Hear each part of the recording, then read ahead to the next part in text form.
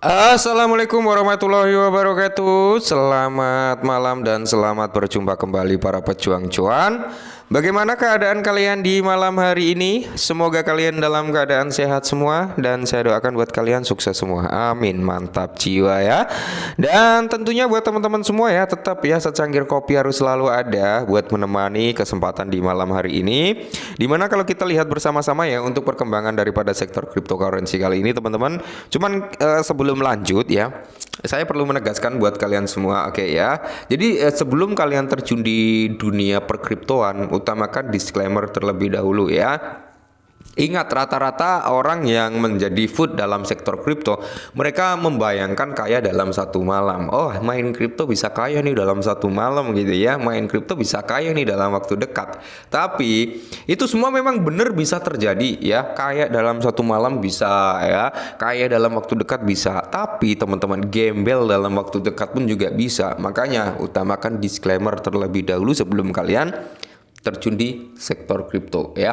Mental, finansial dalam tanda kutip adalah dana dingin yang kalian siapkan lah ya, seperti itu risetnya teman-teman ya. Kalian pahamilah ya dari segi-segi dasarnya gitu teman-teman, oke. Nah, kali ini sesuai dengan permintaan teman-teman semua ya, karena kita cukup lama juga ya teman-teman ternyata nggak bahas price. Oke, jadi dari beberapa teman-teman minta dibahasin, Bang, bahasin price prospek ke depannya. Apakah tahun 2025 bisa ke Rp1 atau bahkan di akhir tahun ini, atau memang udah nggak layak untuk kita hold, atau bagaimana, Bang? Oke, jadi kita bahas teman-teman ya untuk si price itu sendiri, oke ya.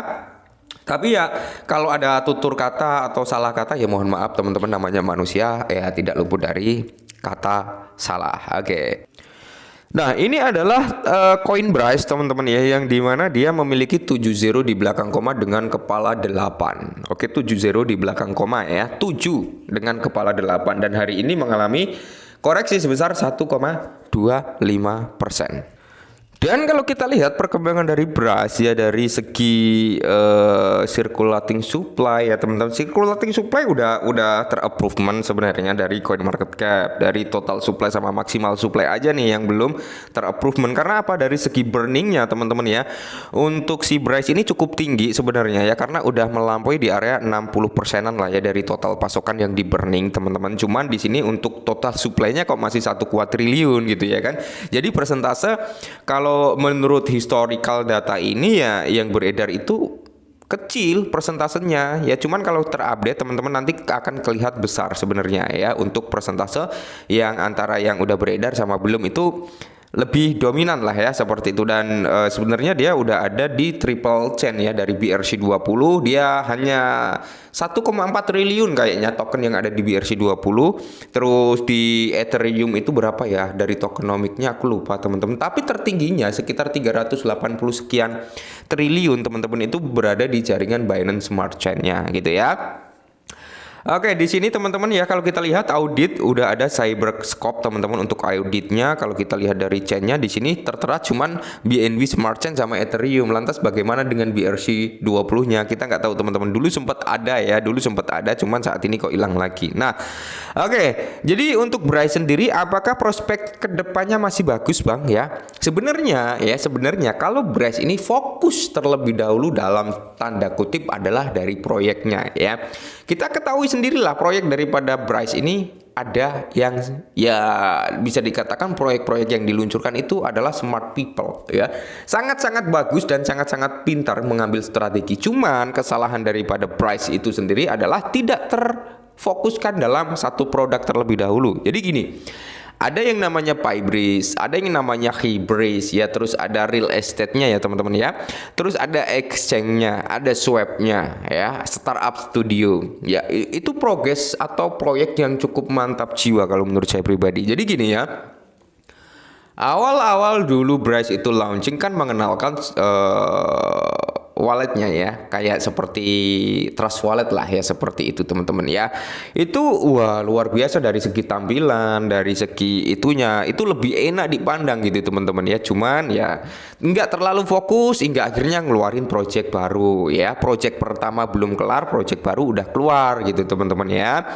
Nah project baru ini ya kan dikembangin baru setengah jalan, ibarat kata relaunch lah, launching ya belum begitu maksimal, dilepas lagi ngeluarin project baru lagi. Nah itulah sebabnya kenapa Braze saat ini ya seperti ini, kinerjanya belum begitu bagus. Coba aja kalau Braze ini fokus terlebih dahulu dalam satu proyek. Semisal nih fokus dalam exchange-nya terlebih dahulu ya, exchange-nya dibenerin, dibagusin, fitur-fiturnya ditambahin gitu ya, bug-bug dan masalah itu dibenerin ya, hingga akhirnya dia mampu berkontribusi ya, bersaing dengan exchange lain gitu teman-teman ya.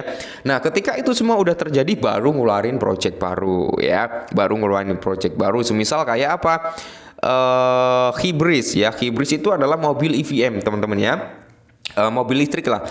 Itu sampai saat ini kita belum tahu kabarnya lagi bagaimana ya kan. Nah itu belum selesai udah keluar lagi yang namanya Startup Studio. Startup Studio itu sebenarnya adalah proyek lama yang sempat vakum dulu.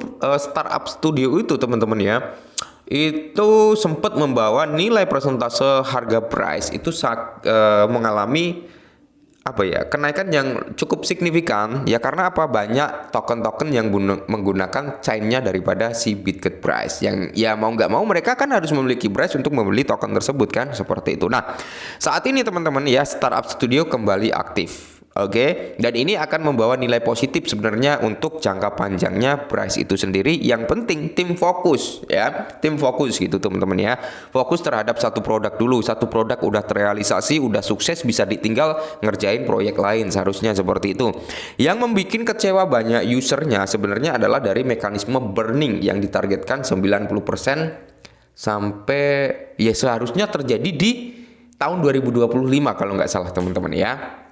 Seperti itu, cuman mekanisme tersebut kita nggak lihat lagi bagaimana ya. Ya ibarat kata dia mengungkapkan terlebih dahulu peak informasinya gitu ya, informasi yang cukup besar, dan itu pun sangat antusias ditunggu oleh komunitas. Hanya berjalan beberapa bulan, habis itu ya kita tahu sendiri, dan semoga saja itu bisa dikembalikan lagi teman-teman ya, seperti itu. Oke, jadi kalau kita masuk ke dalam bentar ya, smart kontraknya dari Binance Smart Chain teman-teman ya.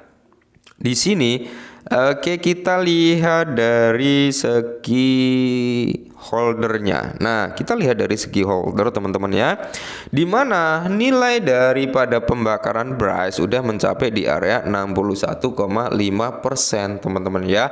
Seharusnya harga Braze itu ya mendekati di area 0,1 rupiah ya, atau bahkan 0,3 rupiah gitu teman-teman. Kenapa Braze nggak mampu ke harga tersebut? Satu ya,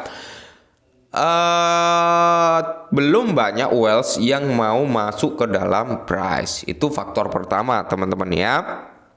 Faktor kedua ya, kita berbicara faktor lah ya, banyak yang merasa kecewa juga sebenarnya dengan kinerja tim Braze yang tidak konsisten dengan apa yang udah diucapkan. Itu yang membuat ya kenapa harganya belum cenderung mengalami rally ya. Semoga itu bisa diperbaiki lah ya, karena itu belum jadi kesalahan yang begitu fatal teman-teman ya, yang notabene masih banyak komunitas Braze yang masih berharap Braze ini bisa ke 1 rupiah ya. Bahkan pertanyaan dari teman-teman, apakah Braze ini bisa ke 1 rupiah gitu kan. Nah kalau menurut saya teman-teman ya, selama progres developernya sesuai rules, selama proyeknya dikembangin dengan maksimal, di atas 1 rupiah pun saya kira bisa teman-teman ya. Karena Braze ini memiliki apa ya, partnership di mana-mana ya kan. Partnership udah besar tuh untuk ngembangin ekosistem daripada Braze ya. Apalagi dengan startup ya, itu akan menambah ekosistem Braze itu semakin naik gitu teman-teman ya. Terus di sini dia punya exchange-nya, dia punya blockchain juga gitu ya. Kalau dia bener-bener ngembangin itu semua teman-teman ya, saya kira 1 rupiah itu bisa tercapai loh ya. Bahkan lebih dari 1 rupiah, mungkin ya di kisaran 2 sampai 5 rupiah it's okay kalau memang konsisten untuk ngembangin proyeknya gitu teman-teman ya. Dan semoga teman-teman ya, semoga ya kita nggak ada yang tahu lah ya, kita nggak ada yang tahu namanya masa depan suatu token itu akan jadi seperti apa. Tapi harapan terbesar kita semua yang masih pegang Bryce, saya pun masih pegang ya, masih hold Bryce. Harapan terbesarnya adalah di tahun 2025 nanti bisa grow up ya, seperti itu. Oke, mungkin ini dulu, semoga bermanfaat dan salam.